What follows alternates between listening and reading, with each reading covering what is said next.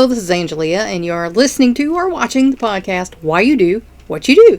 The podcast that talks about human development and psychology to maybe help you figure out a little bit more about why you do what you do. We are going to talk today about Jimmy Carter, the retired president. And of course, we're on the subject of, psychosocial development and late adulthood. So few people did more in their retirement than Jimmy Carter. Basically his life started, after he retired. So, we're gonna have a look at old Jimmy Carter and what he did once he became retired. James Earl Jimmy Carter Jr. Was one of the most unpopular presidents of the United States in the 20th century. Now, that has a lot to do with politics, because I didn't think he was bad, and I thought, I was just a kid, but I thought what he was doing was, pretty good. He had some good ideals. But as far as the economy and things like that, he came in a bad situation, so, things did not work out for him so well. Yet more than 2 decades after having been turned out of office, he, good gosh, he was one of the most active and admired ex-presidents in American history. So, after his presidency, that's when he started, kind of blooming, doing, things. So, a lot of people grew to admire Jimmy Carter after his not so great, well thought of presidency. He pursued lost and neglected causes with a missionary zeal and amazing success, because he had started to succeed in things where other people had not even tried and failed. In 1976, in the wake of the Watergate scandal, Carter, a peanut farmer who had completed a term as governor of Georgia, became the first Southerner in the 20th century to be elected president. So he came in on the heels of Nixon, who was a crook, even though he said he was not, but he was. And so he had a mess to clean up, and he was the first Southerner in the 20th century, because, in all honesty, after the Civil War, people did not have such a favorable look upon people from the South. We are the United States of America. Now the tide has changed here in America recently for such things, but there are still those of us who believe in the old America, the good one, and we hope it comes back someday. His appeal was as an outsider who would clean up government and restore a moral tone. Something we definitely need nowadays. Morals have gone completely out the window. Everybody is a bunch of petty little tyrants, narcissistic sociopaths running around thinking they can do whatever they want to whoever they want, as long as they get theirs. And, that's completely against every moral code that was ever written. So, that's something we could use nowadays. But despite such historic achievements as peace between Israel and Egypt, he became bogged down in the interminable Iran hostage crisis and was blamed for high fuel prices and a sagging economy. So, again, stuff happens, and if you're in office during the happening, you're probably going to get blamed. I think our former president got blamed for a lot of mess that he inherited. After a devastating defeat in 1980, he retired from political life at the age of 56. That's pretty young, for folks to retire. I'm older than that, so. Carter and his wife and longtime helpmate, Rosalind, faced a devastating crisis. His farm and warehouse business were deeply in debt, and he had no immediate prospects for work. So, that's what can happen here in America. The president is no longer the president, and, he's busted. So, not all presidents are multimillionaires, nor do I believe they should be at all. So, we thought the best of our life was over, he recalled, and we went through a very difficult time with each other. Finally, determined to take charge of the remaining part of their lives, they asked themselves what experiences they could build on, what interests they had had too little time to pursue, and what talents they had not been able to fully develop. And everyone should do that when you retire. You shouldn't sit around watching the boob tube or, being a busybody all the time. You should get a life and, do things, do things for yourself that fulfill you. Because if you're just sitting around for the rest of your life, then you're going to not be happy with it. Excuse me. What had Carter done since then? He was a professor at Emory University and taught at a Baptist Sunday school. He helped build houses for low-income families through Habitat for Humanity. That's a charity that I donate to every now and then. And, they came here, and he came here to visit. And, that was pretty cool. He established the Carter Center, which sponsors international programs in human rights, education, preventative health care, agricultural techniques, and conflict resolution, and had secured the release of hundreds of political prisoners. So again, that's a pretty good deal. People in the world started to respect him as someone who could, talk some common sense to them, and that's something, we need in the here and now, is somebody who's got some common sense, and can look at things and see what's best for everybody involved. As a roving peacemaker and guardian of freedom, Carter oversaw the Nicaraguan elections that ousted the Sandinistas. I remember that. That was a, ugly time in our history. He brokered a ceasefire between Bosnian Muslims and Serbs. And we know some folks who had immigrated here because of that whole conflict. He pressed China to release political prisoners. He had helped set up or observe fair elections in Indonesia, China, Nigeria, Mozambique, and several other developing countries. So he became a well-respected, trusted peacemaker and overseer of the political process. He was the first former U.S. president to visit communist Cuba. And if you remember, Cuba was deep in that stuff with old Castro, and Cuba's a funny little place, Most of their cars are old cars from the 40s and 50s, and, they're making a comeback, thank goodness. For these acts of courage, idealism, and service, he received the Presidential Medal of Freedom and the first United Nations Human Rights Prize. And I think that's something to be proud of.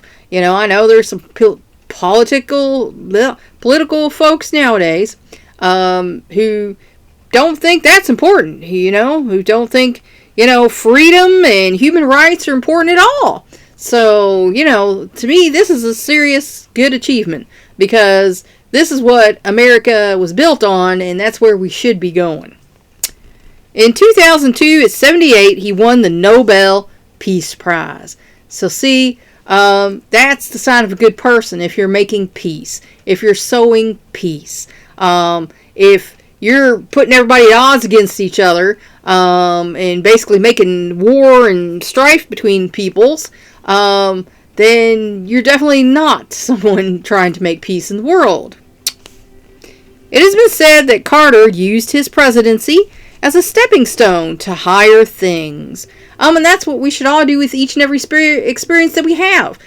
Use it as a stepping stone to the next higher level. Because, like I say, we're humans, we have a higher mind, and we're supposed to use it to act like humans. So, is something you're gonna do, is it good? Is it wise? Is it nice? Does it improve on the silence? I mean, think about these things, because we need more peacemakers in the world, not more warmongers. Freed from the pressures of politics, he had risen to the role of elder statesman. And, we all seen him. And, even I used to get the Christmas cards from the Carter Center. And he might not have signed it himself, but they made sure they didn't have to do that. It could have just been typed out. But they made sure the facsimile, if it was, which it seemed like it was, on the Christmas cards. I used to get the Carter Center Christmas cards every year. So, he cared. He gave a crap about folks, and it showed. And people learned to trust him and admire him. So if you want people to trust you and admire you, you have to act like, a decent person. And act like you care about people. Carter had written 14 books, most recently The Virtues of Aging. In it, he talks about how he and Rosalind had learned to give each other some space, how becoming grandparents deepened their relationship, how the active lives of close friends and acquaintances had served as examples and inspirations, and how he handled the loss of his mother, brother, and 2 sisters, and how his religious faith had helped him face the prospect of his own death without fear. So, giving people space is important. If somebody's always glomming on you, that gets annoying after a while. You're just like, leave me alone. My God, get a life. Leave me alone. It gets to be too much. Especially if, you're not that type of person. So,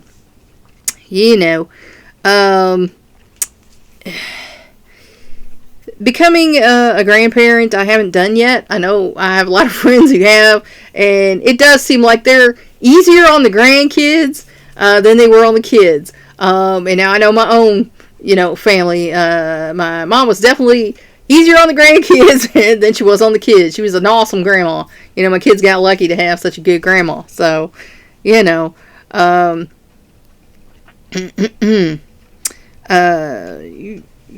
can be inspired by anyone, but the people who inspire us the most are usually people who are impactful in our lives.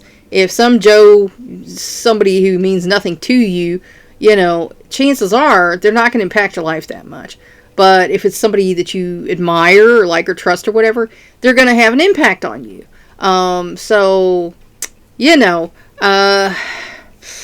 It's easy to discount people, but if they have touched your life in some way, and they're actually trying to do something, good for you, then you should at least listen to them a little bit. You should at least pay them a little attention, because they might just know what they're talking about. And again, we're all going to die someday. Sorry about your luck if you didn't know that. Sorry to be the bearer of bad news.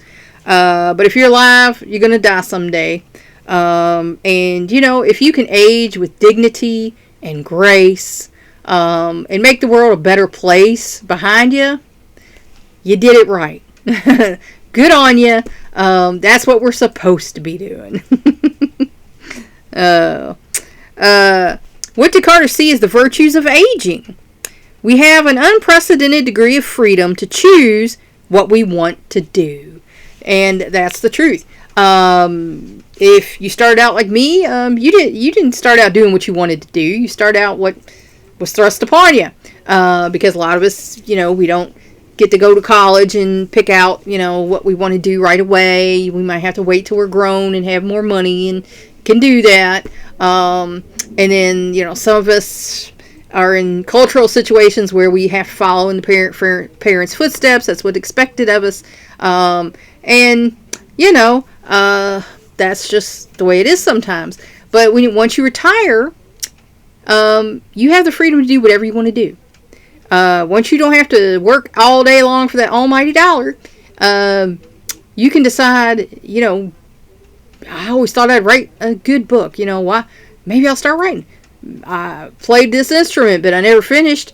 Maybe I'll start playing an instrument again. Maybe I'll start painting again. I loved that when I was little. And, maybe I'll start, doing something. Somebody was telling me a week or so ago about, maybe they'll do some Civil War reenactment stuff.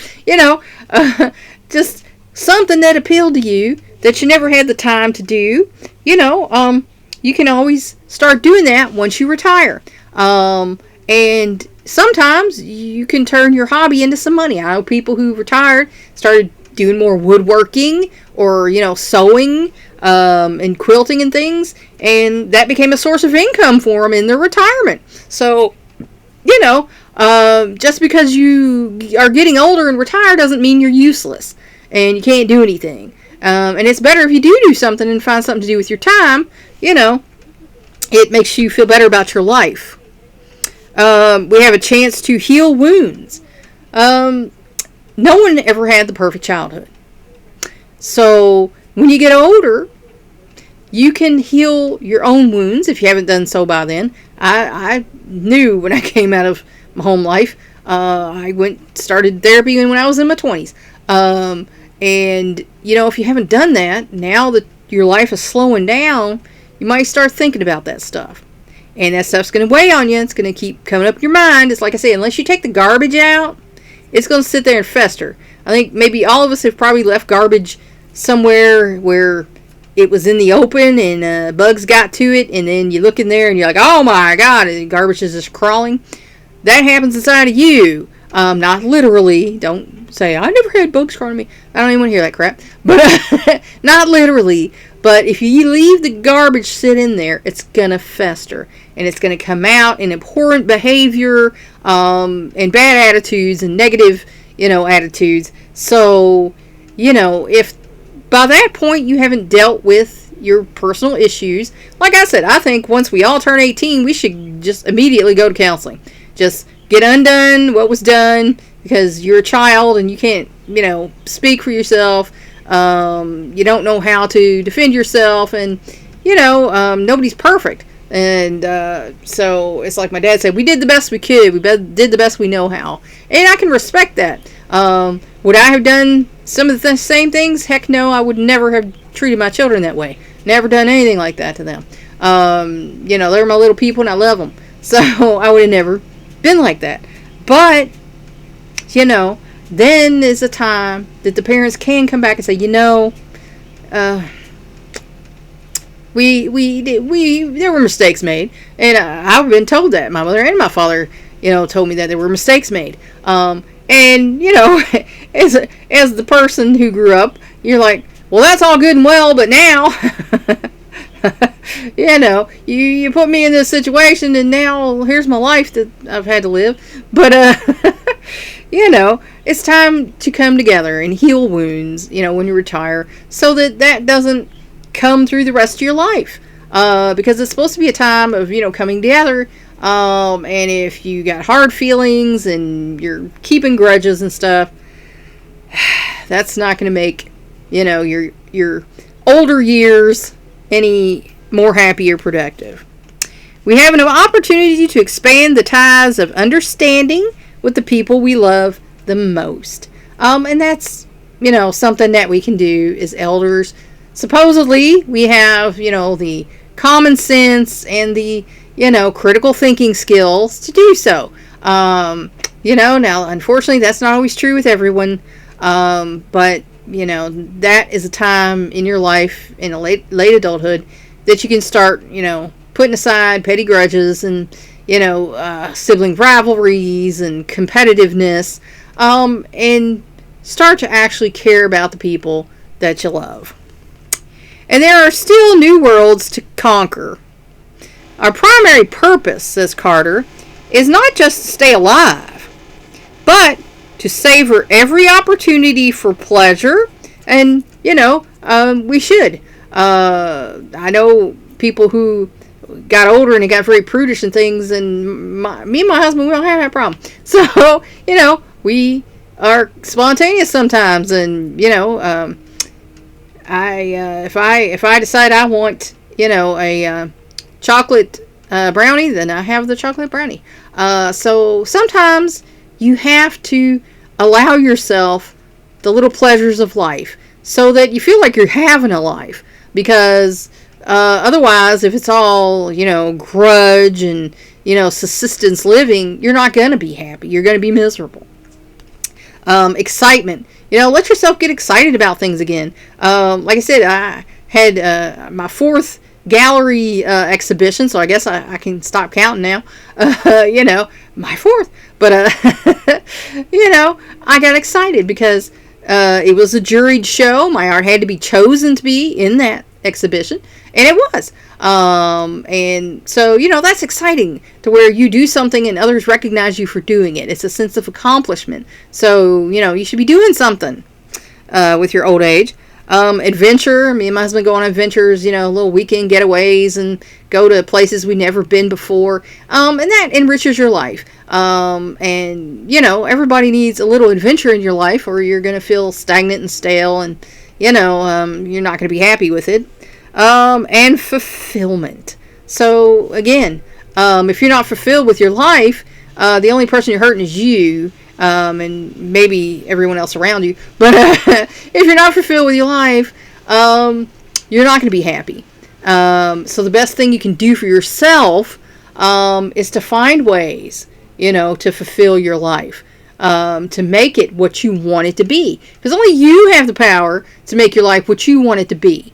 So if it's not what you want it to be, maybe by late adulthood, it's time you stepped up and started making your life what you want it to be and not what others put upon you or you fell into because of necessity, and make it what you want it to be. So, that's good old Jimmy Carter, how he lived his life, the retired president who did all this stuff after his retirement. And that's where I'm going to leave you for today. Hope this helped you figure out maybe a little bit more about why you do what you do. Please like and share this educational program so we can spread it around the world. If you want to help me out, subscribe to my YouTube channel. If you want to help me out even more, go to my Patreon page and become a patron. Thanks for watching. That's all for now. Until next time.